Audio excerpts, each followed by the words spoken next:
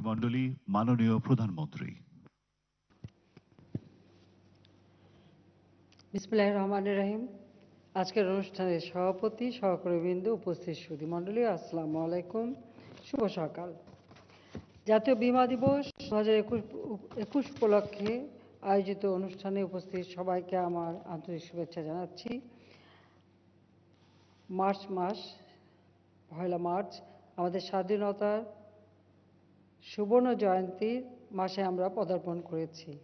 আজকের দিনে আমি গভীর শ্রদ্ধাভরে স্মরণ করছি সর্বকালের সর্বশ্রেষ্ঠ বাঙালি জাতির পিতা বঙ্গবন্ধু শেখ মুজিবুর রহমানকে, যার নেতৃত্বে দীর্ঘ সংগ্রামের পথ পাড়ি দিয়ে লাখো শহীদের রক্তের বিনিময়ে আমরা স্বাধীনতা অর্জন করেছি। শ্রদ্ধা জানাই জাতীয় চার নেতার প্রতি, 30 লক্ষ শহীদের প্রতি, 2 লক্ষ মা বোনের প্রতি।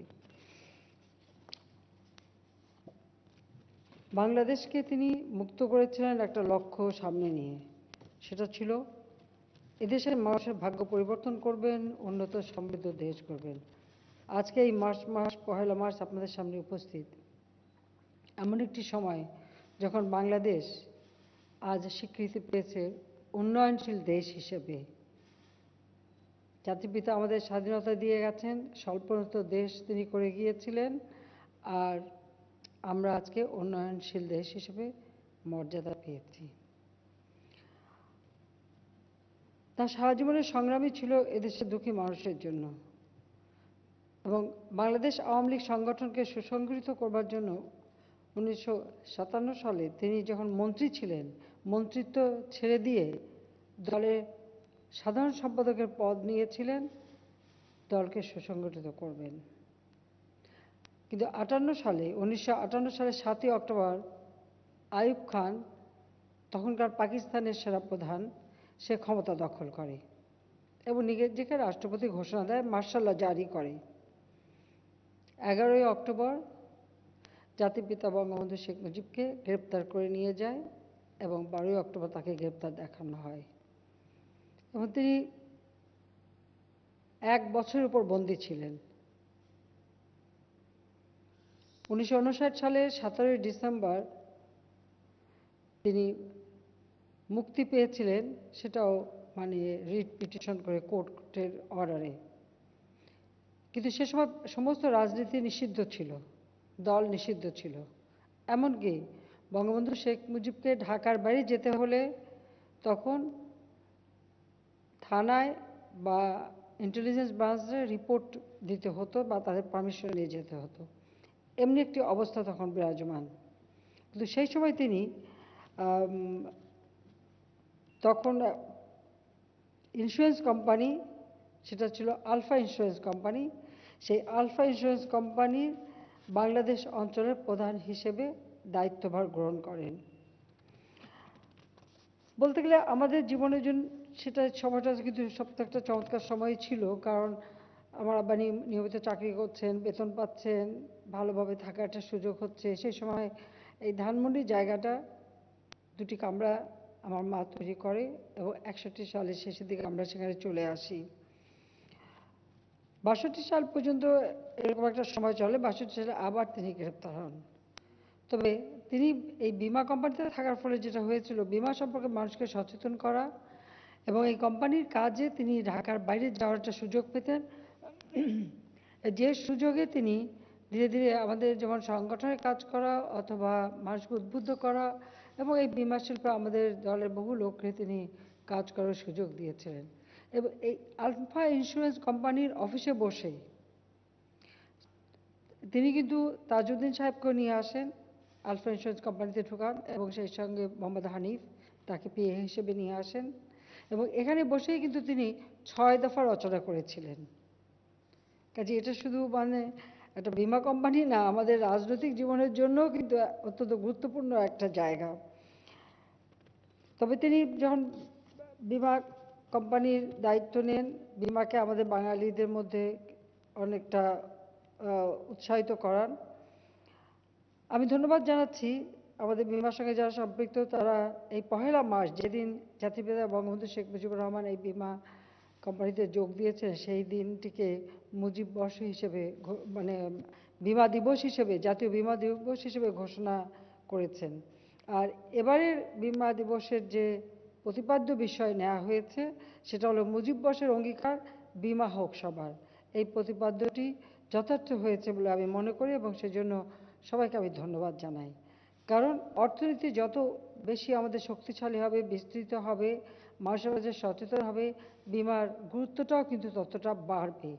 এবং এই বিমা থেকে যে সুফলটা পেতে পারে মানুষ, এ সম্পর্কে আসলে আমাদের সচেতনতার যথেষ্ট অভাব রয়েছে। আমি আশা করি যে আপনারা যারা বিমার সঙ্গে জড়িত তারা উদ্যোগ নেবেন যে মানুষের মাঝে এই সচেতনতাটা বৃদ্ধি করতে। কারণ আমাদের দেশের মানুষের মানসিকতা আছে কিছুটা, সেটা হলো অনেকেই যে বিমার যে প্রিমিয়ামটা দিতে হয়, ওইটুকু টাকা দিতে হয়, এটুকু তারা খরচ করতে চান না। পরে যখন একটা দুর্ঘটনায় পড়েন তখন এর গুরুত্বটা বুঝেন। যাক, জাতিপিতা এই ব্যাপারে মানুষকে সচেতন করার চেষ্টা করেন এবং স্বাধীনতার পর তিনি বেশ কতগুলি পদক্ষেপ নিয়েছিলেন। কারণ এখানে এই সমস্ত কোম্পানিগুলি পাকিস্তানিদের মালিকানা ছিল, কাজে সেগুলি প্রায় মানে অকেজো অবস্থা পড়েছিল। তিনি স্বাধীনতার পরপর 1972 সালে প্রায় 49টি দেশি বিদেশি বিমা কোম্পানিকে জাতীয়করণ করেন এবং সেগুলিকে তিনি সুরক্ষিত করার ব্যবস্থা নেন এবং সুরমা, রূপসা, তিস্তা, কর্ণফুলী নামে 4টি বিমা কর্পোরেশন গঠন করেন। এর সঙ্গে 4টি প্রতিষ্ঠানকে নিয়ন্ত্রণ করার লক্ষ্যে জাতীয় বিমা কর্পোরেশনও তিনি গঠন করেছিলেন। পরবর্তীকালে অল্প সময়ের মধ্যে দেশের বিমা শিল্পের উন্নয়নের প্রয়োজনে ইন্স্যুরেন্স কর্পোরেশন আইন 1973 প্রণয়ন করেন এবং এই 5টি কর্পোরেশনকে ভেঙে লাইফ বিমা সেবা প্রদানের জন্য জীবন বিমা কর্পোরেশন এবং নন লাইফ বিমা সেবা প্রদানের জন্য সাধারণ বিমা কর্পোরেশন নামে 2টি পৃথক বিমা কর্পোরেশন গঠন করেন, যা আজও এদেশে বিদ্যমান রয়েছে। আর এই বিমা প্রতিষ্ঠানসমূহকে নিয়ন্ত্রণ করবার জন্য বাণিজ্য মন্ত্রণালয়ের অধীনে বিমা অধিদপ্তর গঠন করেন। বঙ্গবন্ধু শেখ মুজিবের হাতেই প্রতিষ্ঠিত হয় বাংলাদেশ ইন্স্যুরেন্স একাডেমি। কারণ ইন্স্যুরেন্স সম্পর্কে মানুষকে সচেতন করা এবং দক্ষ করে গড়ে তোলা বা ট্রেনিংয়ের ব্যবস্থা দেওয়ার জন্য এই ব্যবস্থা তিনি নেন, যা আমাদের দেশে বিমা শিল্পের প্রসার ঘটানোর জন্য এখনও কার্যকর রয়েছে। আমাদের দুর্ভাগ্য যে বাংলাদেশ একটা যুদ্ধ বিধ্বস্ত দেশ, তার উপর ছিল একটি প্রদেশ। এই প্রদেশকে একটি পূর্ণাঙ্গ রাষ্ট্রে পরিণত করা এবং সেই যুদ্ধের ভয়াবহতা কাটিয়ে ওঠা বা যুদ্ধ বিধ্বস্ত দেশকে গড়ে তোলা, একটা শূন্য থেকে যাত্রা তিনি শুরু করেছিলেন। মাত্র 3.5 বছর সময় পান। দেশের একটা রাষ্ট্র গঠনের যা যা প্রয়োজনীয় প্রতিটি প্রতিষ্ঠানে তিনি ভিত্তিটা তৈরি করে দিয়ে যান এবং অর্থনৈতিক অগ্রগতিও বাংলাদেশ শুরু করে। যখনই একটু দেশের মানুষের জীবনে শান্তি নিরাপত্তা ফিরে আসে বা সেই যুদ্ধের ভয়াবহতা মানুষ কাটিয়ে ওঠে, ঠিক সেই সময় আসে চরম আঘাত, 75 15ই আগস্ট। শুধু রাষ্ট্রপতি জাতির পিতা বঙ্গবন্ধু শেখ মুজিবকে না, আপনারা জানেন যে আমাদের পরিবারের সকল সদস্য, আমি আমার ছোট বোন ছাড়া, তাদেরকে নির্মমভাবে হত্যা করা হয়। আমরা জীবনে যে সব কিছু হারিয়েছি তা না, বাংলাদেশের মানুষও কিন্তু হারিয়েছে তাদের সম্ভাবনা, তার জীবন মান উন্নত করার সমস্ত আশা আকাঙ্ক্ষা এবং মুক্তিযুদ্ধের চেতনায় বাংলাদেশ গড়ে উঠবে, সব কিছুই কিন্তু নস্যাৎ হয়ে যায়।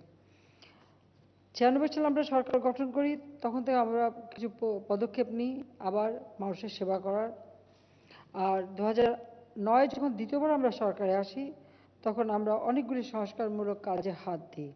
যেমন পুরাতন বিমা আইন, যেটা 1938 সালে ছিল, আমরা সেটা রহিত করে দিয়ে 2010 সালে আমরা সময়োপযোগী বিমা আইন প্রণয়ন করি এবং বিমা উন্নয়ন নিয়ন্ত্রণ কর্তৃপক্ষ আইন 2010ও আমরা প্রণয়ন করি এবং তৎকালীন বিমা অধিদপ্তরকে বিলুপ্ত করে বিমা উন্নয়ন ও নিয়ন্ত্রণ কর্তৃপক্ষ গঠন করা হয়, যাতে এটা আরও শক্তিশালী হয়।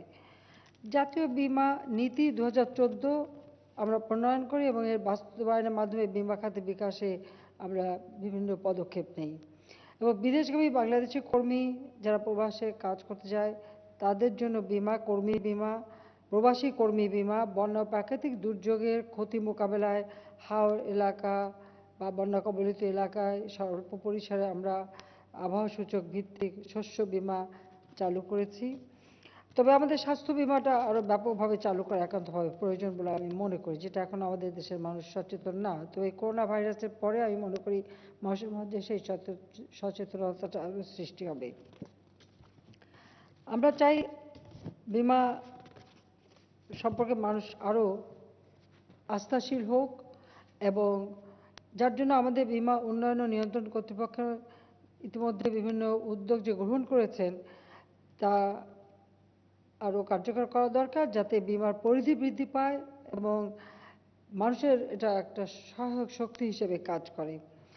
এবং বাংলাদেশ সরকার, বিশ্বব্যাংকের অর্থায়নে বীমা উন্নয়ন ও নিয়ন্ত্রণ কর্তৃপক্ষ, জীবন বীমা কর্পোরেশন, সাধারণ বীমা কর্পোরেশন এবং বাংলাদেশ ইন্স্যুরেন্স একাডেমির সক্ষমতা বৃদ্ধি ও অটোমেশনের জন্য 632 কোটি টাকার একটি প্রকল্পের গ্রহণ করেছে এবং তার কাজ চলমান রয়েছে। বীমা উন্নয়ন ও নিয়ন্ত্রণ কর্তৃপক্ষ বীমা গ্রাহকদের স্বার্থ সংরক্ষণের লক্ষ্যে state of the art technology সম্পন্ন ইউনিফাইড মেসেজিং প্ল্যাটফর্ম পদ্ধতি চালু করেছে।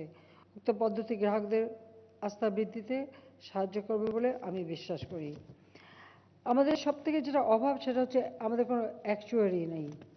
আমরা এই বীমাটাকে আরও শক্তিশালী করবার জন্য অ্যাকচুয়ারি আমরা লন্ডন থেকে একজনকে নিয়ে এসে এখানে দিয়েছিলাম, আর এখনও আসলে আমাদের যারা এ ব্যাপারে পড়াশোনা করে তারা পড়াশোনার সাথে সাথে বিদেশে চাকরি পেয়ে যায় আর দেশের কথা ভুলে যায়। এটাই হচ্ছে বাস্তবতা। কিন্তু এটা একটা মানে বীমাকে আরও দক্ষ করতে হলে অ্যাকচুয়ালি একান্তভাবে প্রয়োজনীয়। সেই জন্য আমরা ইতিমধ্যে ব্যবস্থা নিয়েছি এবং সিদ্ধান্ত নিয়েছি যে এই অ্যাকচুয়ারি সম্পর্কে যারা শিক্ষা গ্রহণ করবে বা ট্রেনিং নেবে, সরকার পক্ষ থেকে আমরা ব্যবস্থা নেব বা আমাদের পক্ষ থেকে আমরা নেব এবং তারা উচ্চশিক্ষা গ্রহণের জন্য যুক্তরাজ্যে প্রেরণ করা হবে। এবং তাদের তাদের এটাই থাকবে যে আমি জানি ওখানে যদি তারা শিক্ষা নেয় ওখানেই অনেক বড় মাপের চাকরি পেয়ে যাবে, কিন্তু এখানে তাদের অঙ্গীকারবদ্ধ থাকতে হবে যে তারা দেশে ফিরে এসে দেশের জন্য কাজ করবে। তাদের শিক্ষার টাকাটা আমরাই দেব, এই সিদ্ধান্তটা আমরা নিয়েছি। কাজেই আমি মনে করি যে ইতিমধ্যে আমরা 5 জন শিক্ষার্থী সুনির্দিষ্ট করেছি যাদেরকে প্রাথমিকভাবে পাঠাবো এবং এই অ্যাকচুয়ারির উপর শিক্ষা গ্রহণ এবং তাদের ফিরে এসে এই বীমা শিল্পে তারা কাজ করবেন এবং দেশের জন্য আরও বেশি দক্ষ মানুষ তৈরি করবে, সেই ব্যবস্থাটা আমরা নিয়েছি। বীমা উন্নয়ন ও নিয়ন্ত্রণ কর্তৃপক্ষ মুজিববর্ষ উপলক্ষে বঙ্গবন্ধু শিক্ষা বীমা, বঙ্গবন্ধু সুরক্ষা বীমা, বঙ্গবন্ধু স্পোর্টসম্যান কম্প্রিহেনসিভ ইন্স্যুরেন্স নামে 3টি বীমা প্রচলন করেছে। সেজন্য সবাইকে আমি আন্তরিক ধন্যবাদ জানাই। অভিভাবকদের অকাল মৃত্যুতে বা শারীরিক অক্ষমতার কারণে কোনো শিক্ষার্থী যেন শিক্ষার আলো থেকে বঞ্চিত না হয় সেই নিশ্চয়তা দেবে এই বঙ্গবন্ধু শিক্ষা বীমা, এবং এটা খুব প্রয়োজন, এটা উচ্চশিক্ষার ক্ষেত্রেও প্রয়োজন। এর আওতায় বার্ষিক 85 টাকা দিয়ে 3 থেকে 17 বছর বয়সী শিক্ষার্থীরা এর পলিসি গ্রহণ করতে পারবে। কাজেই আমি মনে করি এটা আমাদের জন্য খুবই একটা যুগান্তকারী সিদ্ধান্ত হয়েছে, আর এর ফলে পড়াশোনার জন্য আর কোনো অর্থের অভাব কারো হবে না। এবং এটাকে এমনভাবে আপনাদের করতে হবে যেন একটা মা ধরেন একটা নতুন বিবাহিত কাপল স্বামী তারা কিন্তু তখন থেকে তাদের সন্তান হলে তারা ভবিষ্যতে একটা বীমা করবে যার মাধ্যমে আর সন্তান পড়াশোনা করতে পারবে, সন্তান বড় হতে থাকবে, সাথে সাথে বীমার প্রিমিয়ামেও টাকা বাড়তে থাকবে এবং তার একেবারে শিক্ষা সমাপন হওয়া পর্যন্ত যেন সে এই সুযোগটা পেতে পারে, সেইভাবে একটা ব্যবস্থা করে সেইভাবে পলিসি তৈরি করতে হবে যেন পূর্ব থেকেই বাবা মা একটা ব্যবস্থা নিতে পারে। সেটা আপনারা করবেন বলে আমি আশা করি। আর বঙ্গবন্ধু সুরক্ষা বীমা এর মাধ্যমে আমরা মাত্র 100 টাকা প্রিমিয়াম প্রদান করে 2 লাখ টাকার অ্যাক্সিডেন্টাল হেলথ কভারেজ পাওয়া যাবে। অন্যদিকে বঙ্গবন্ধু স্পোর্টসম্যান বীমা করে বার্ষিক 285 টাকা প্রিমিয়াম দিয়ে একজন খেলোয়াড় জীবনের সার্বিক ঝুঁকি নিরাপত্তা নিশ্চিত করতে পারবে। বীমা মূলত একটা সেবামূলক পেশা। বীমা সেবাকে জনপ্রিয় করা সহ এটিকে জনগণের দোরগোড়ায় পৌঁছে দেওয়ার লক্ষ্যে বীমা উন্নয়ন নিয়ন্ত্রণ কর্তৃপক্ষের সঙ্গে সরকারি বেসরকারি বীমা প্রতিষ্ঠানকে একসঙ্গে কাজ করতে হবে। গ্রাহকের স্বার্থকে সর্বোচ্চ গুরুত্ব দিয়ে বীমা কোম্পানিগুলোকে বীমা সেবা প্রদান করতে হবে। তবে এ বিষয়ে একটা কথা একটু আমি বলতে চাই যে যারা বীমার সঙ্গে সম্পৃক্ত রয়েছেন তাদের একটি বিষয় একটু সতর্ক থাকা উচিত, কারণ আমাদের দেশের মানুষের কিছু অভ্যাস আছে। তাদের ব্যবসা করতে যেয়ে তারা শুধু হয়তো বীমা তারা করছেন, কিন্তু অনেক সময় কোনো ক্ষতি না হলেও নিজেরা আমি বলবো যে আর্টিফিশিয়ালি কিছু ক্ষতি করে ধরুন কোথাও একটু আগুন লাগালো বা কোথাও একটা ঘটনা ঘটালো, করে একটা মোটা অঙ্কের বিমার প্রিমিয়াম থেকে টাকা চায়। কিন্তু আসলে মূলত যদি খোঁজ করে দেখা যায় যে যে পরিমাণ অর্থ সে দাবি করছে সেই পরিমাণ খরচ হয়নি। কিন্তু যারা পরীক্ষা করতে যাবে তাদেরকেও আপনাদের ভালোভাবে শিক্ষা দিতে হবে যে তারা যেন আবার অন্য কোনোভাবে ওই অল্প ক্ষতিকেই বড় ক্ষতি হিসেবে না দেখায়, এ ব্যাপারে কিছু সতর্ক থাকতে হবে। কারণ এই জিনিসটা কয়েকটা বিষয় আমি হাতে নাতে ধরতে পেরেছি বলে আজকে আপনাদের সামনে বললাম। কাজে এখানে যে দুর্নীতিটা এটাও কিন্তু অনেক এখন অনেক কমে গেছে, অনেক বন্ধ হয়ে গেছে, কিন্তু এটা আরও সতর্ক থাকতে হবে সবাইকে। সেই বিষয়টাও আপনারা লক্ষ্য রাখবেন বলে আমি আশা করি। কারণ এটা একটা মানুষের সেবা দেওয়া, আর মানুষ একটা আমানত রাখছে, কিন্তু সেটাকে আবার অন্যভাবে যেন কেউ ব্যবহার করতে না পারে সে বিষয়ে সকলকে সতর্ক থাকার জন্য আমি অনুরোধ জানাচ্ছি। তারপর আমি বলবো যে যে কোনো দুঃসময়ে বিমা থাকাটা যে অনেক সুবিধা মানুষ পায়, এ ব্যাপারে মানুষকে আরও সচেতন করা দরকার। কারণ মানুষকে যদি আপনি উদ্বুদ্ধ করতে পারেন তাহলে প্রত্যেকটা মানুষ কিন্তু ছোটোখাটো ব্যবসা বাণিজ্য যাই করুক বা নিজের জীবন বিমা বা সব কিছুই তারা কিন্তু নিজেরা করবেন। তো এ ব্যাপারে আরও ব্যাপক প্রচার একান্তভাবে দরকার বলে আমি মনে করি।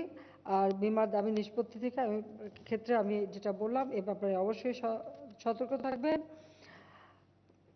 কারণ এটা প্রচারটা খুব বেশি দরকার।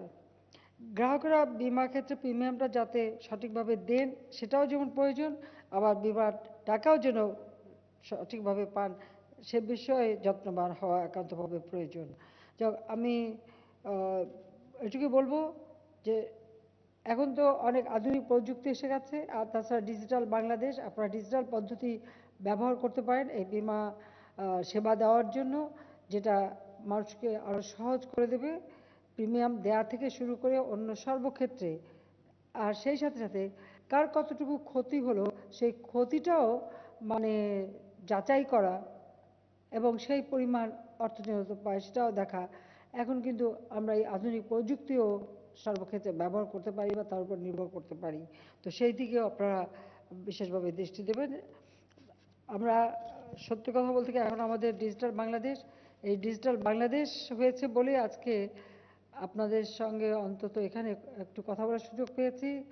কিন্তু আমি আরও খুশি হতাম যদি আমি নিজে উপস্থিত থাকতে পারতাম, এবং যাদেরকে সম্মাননা দেওয়া হলো তাদের সবাইকে আমার আন্তরিক অভিনন্দন জানাচ্ছি, এবং শিক্ষা বিমা যারা পেল আমাদের ছাত্রছাত্রীরা তাদেরকে আমার আন্তরিক অভিনন্দন জানাচ্ছি। তবে দুঃখ আমার এটুকু থাকলো যে আমি নিজে উপস্থিত থাকতে পারলাম না, কারণ এই করোনা ভাইরাসের কারণে আমি আসলে একরকম বন্দি জীবনই বলতে পারেন। কারণ আমি একা যদি কোথাও যেতে যাই হাজার লোক সেখানে সম্পৃক্ত হয়, কাজে প্রত্যেকের জীবন একটা ঝুঁকিপূর্ণ হয়ে যায়। তো আমার নিজের জন্য তো আমি অন্যের জীবনটাকে ঝুঁকিতে ফেলতে পারি না, সেই জন্য এটাই মেনে নিয়েছি।